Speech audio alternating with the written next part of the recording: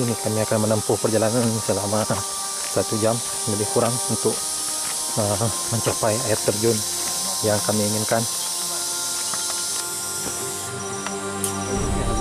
Ini. Dan kini kami tiba di sungai. Jadi kami sudah sampai di sungai dan kami akan melewati sungai ini hingga sampai ke air terjun yang ingin kami targetkan sekarang. Oke, lanjut.